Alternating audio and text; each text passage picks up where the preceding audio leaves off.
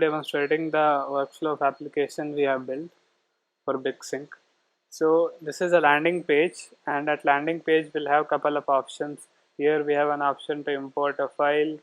Here we have options to analyze and detect baseline and all those things, and we can see our detected event history also. So we'll first start by importing a file. Let's say imported this file. Now after importing the file, we'll have two options: select start analysis and start baselining. So let's say I choose start analysis at first. So when it is done, we'll come to this page, and in that file, let's say there are a lot of substations. As of now, in that file there were 12 substations, and for every substation there will be different lines. So for an example, for substation 1 it had line 1 and line 111. For substation 2 it had line 2, 3 and 4.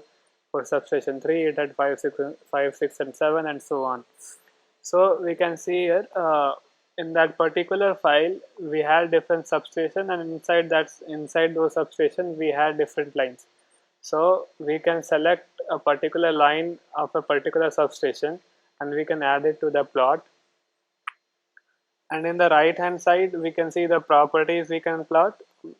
We have, by default we have selected frequency to be plotted, but we can select voltage magnitude and voltage angle and current magnitude and current angle.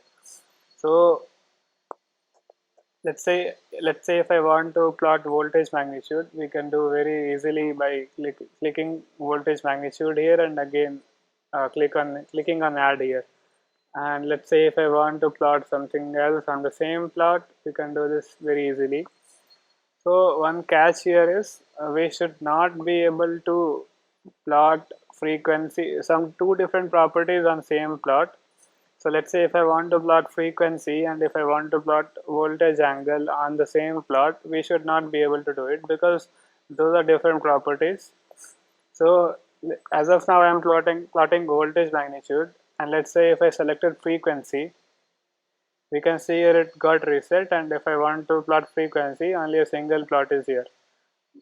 But if we want to plot different plot for same property, as of now it is frequency, right? So if we want to plot frequency of substation 5 and line 11, we can easily do that.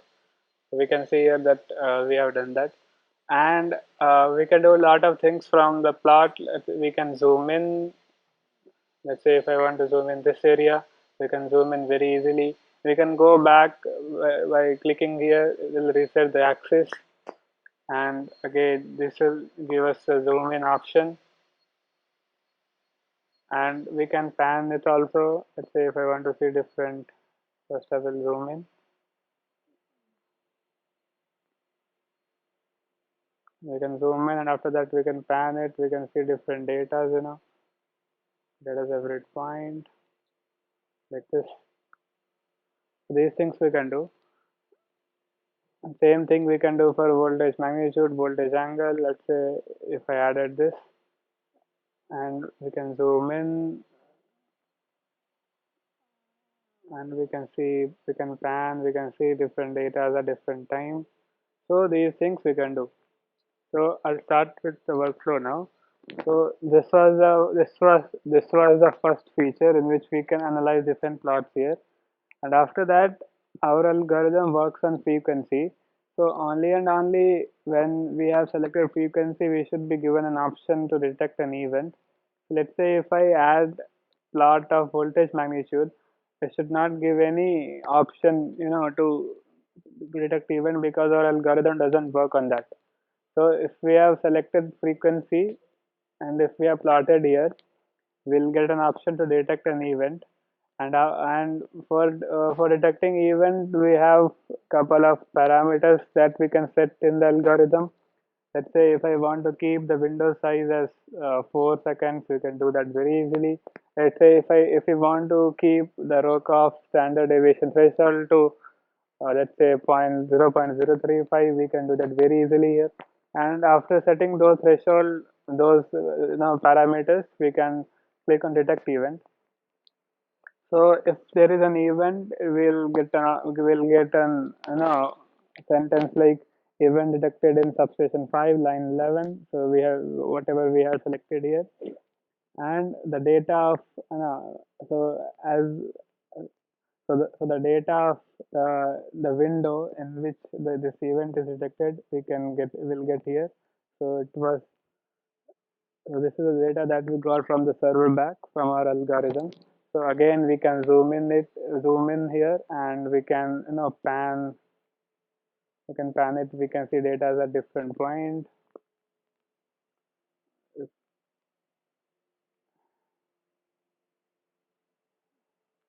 We can see data as a different point, how it is changing like this very easily. And after that, after detecting the event, we should know what event, we should be able to classify the event, right? So we will select, we'll set a threshold of different, we'll set a threshold of different events. So for step change event, we have by default it is zero point 0.1. For oscillatory event, it is by default it is 5. For impulse event, by default it is 2, and for a landing event, by default it is zero point 0.1. So after setting threshold, we can easily classify event. If I go and classify event, we can see here that impulse event it is false, generation event it is false, load loss it is false, and oscillatory event it is true. And let's say if we want to see the data of the event that is detected, we can easily do it here. One thing is there that, let's say I added one plot here. So we have an algorithm running in the server for detecting a landing event. So for detecting an landing event, we need at least two data sets. So when I have added only one data set here, and if I want to detect an event, and after setting threshold, I'll get an option only to classify event. So in that thing, we won't be able to detect an islanding event. Let's say here we can see here that islanding event it is not available. Let's say if we want to detect an islanding event, so for that we need to give at least two data sets here. Let's say I put the data set as substation 1 line 1 and substation 1 line 1 to 11. If I added it here, if we detect the event, for the setting threshold, we'll get a different option. If we have more than one data set plotted before, we'll get an option to detect islanding event. So let's say I clicked on detect islanding event.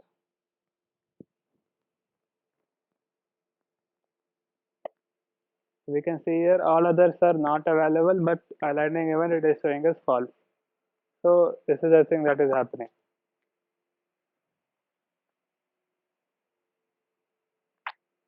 And one more thing to add, if we have more than two data sets plotted here, let's say if I first I'll reset it, and let's say I add a data set sufficient 2 line 2 and sufficient 6 line 4, and if we try to detect an event, so it will for detecting event to the server only one data set can go. So at a particular time, whatever data we have selected latest, it will go to the server. So we can see here that substation 6 line 4 to 6, it is selected latest. So if we click on detect event, so the on the to the algorithm only this data will go, because because for detecting an event, the algorithm it needs only one data set. Again, if we want, we can set after that we can set change threshold. Let's say for step change I change threshold to 0.2. So because remember we had two data sets plotted before, so we'll have two options like classify event and detect islanding event. So we can classify event here. Oscillatory event we got it as true, and we can see again we can see the data here. We can zoom in. We can span the data if we want like this. So these things we can do very easily. So this was the first use case of detecting and classifying events. The second one is baselining. So first, if we go to the page like this, it will show an error like we don't have any selected file for baselining. Please select a file. So we'll select a file from here. Let's say I selected file here.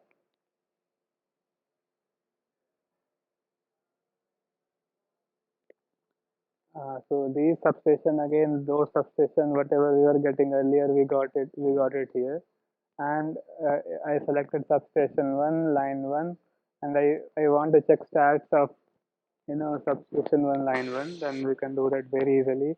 We got it like frequency as 60, frequency as minimum frequency as 60, maximum as 60.034, mean as 60.01, 99.5 limit as 60.002, and 99.9 limit as 60. We can sort it. We can sort it by clicking here. So these things we can do very easily. And the data and the data that we are getting here, it is also plotted as bar charts here. So again, we can, because it is not showing that much significant difference here, right? So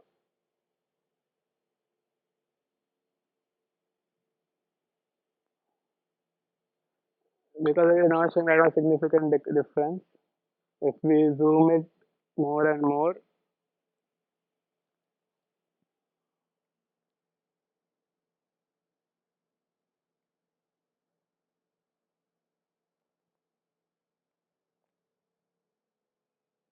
you can see now we can see some difference by zooming it more and more. Now we can see that minimum it is around 60, maximum it is around 60.03, mean around 60.02, and all those things we can see. And this without zooming itself, we have good visualization like minimum is very less, maximum it is going above 0.25, mean is 0, all those things it is very clear here. So this was the second use case of checking stats of data sets.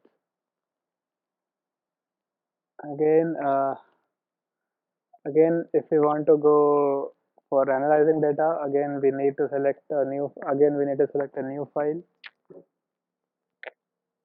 We imported a new file. Let's say I'll select a different data set in which we have got islanding event. So let's say if I selected that data file, so in that we have two substation. In substation one, line one, we have graph like this. Substation two, line two, we have graph like this. Substation one, line 111, we have graph like this. So we have three different plots here, and as I told before, for detecting whether there is an event or not, we need only one data file. We need only one data set, and by default, it is going to be the latest data set that we have imported, that we have plotted here. So it is gonna be substation one, line 111. So we can see here that there is an event in substation 1, line 1 to 11, and that event can be, after setting the threshold, that event can be classified. But let's say if we want to detect islanding event in that data set that we have plotted here, so we can easily do that by clicking on detect islanding event, and we can see here that here it is showing that the landing event is true. That means it has detected the landing event in those data sets. So this is the data of that landing event in that it got. So we can again zoom in here, and we can see data at different points by zooming it more. Sorry. Zooming it more, we can see data at different point, how it is changing with time. So this was a demonstration of the video. Thanks a lot. So history we can see like at what time we check the data and whether fault is detected or not. These things we can see. So this was it for this video. Thanks a lot.